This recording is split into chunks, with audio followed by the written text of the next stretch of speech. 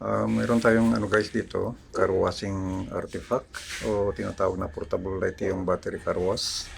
Ito yung ginagamit sa car washing sa mga motor o kaya mga sasakyan. Ito yung binili ko sa online, mura lang naman ito kasi para meron tayong gagamitin kapag tayo magdidilig.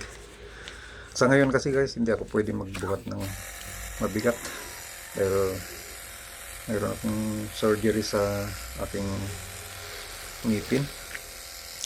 Hirapan kasi silang bunutin kaya kailangan i-surgery. Bali 2 beses na ito na surgery sa akin pagdating sa aking ngipin. Makapit kasi talaga kaya ginawan na lang ng paraan para mabunot na. So ito ang ginawa natin para maiwasan yung magbuhat ng mabigat o matagtag tayo. Ito na lang ginamit ko, yung pangkarwas. Ito yung ginamit ko na lang na pandilig. Maganda kasi ito guys dahil ito ay bumabato siya ng kahit malayo. Gagawin mo na lang, sasaksak mo na lang yan, yung lahat ng accessories nya. Tapos yung kanyang hose naman meron din, yan na lang isasaksak mo doon sa may drum na malaki. Ayun, tumayo ka na lang dyan, tapos pindutin mo na lang yan, pindot lang ng pindot, ganoon lang ka-comfortable gamitin ito. Portable lithium battery car wash. Ito yung parang pistolized na klase. So napaka-comfortable nito, ganyan lang.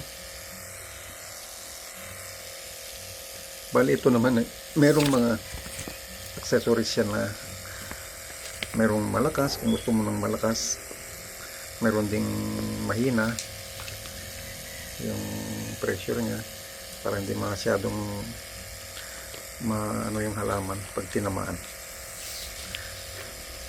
Ganon. Maganda to guys. Ito ay nito rechargeable.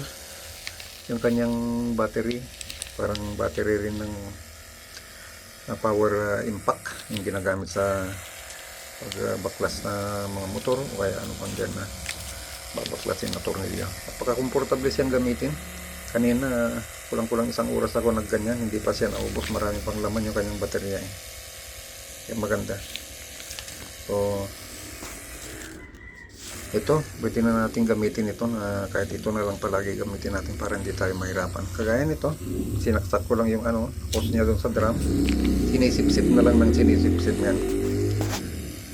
Napaka-comfortable yung gamitin. Kahit malayo, kaya niyang ibato yung tubig. So hanggang dito lamang po. Salamat sa panonood.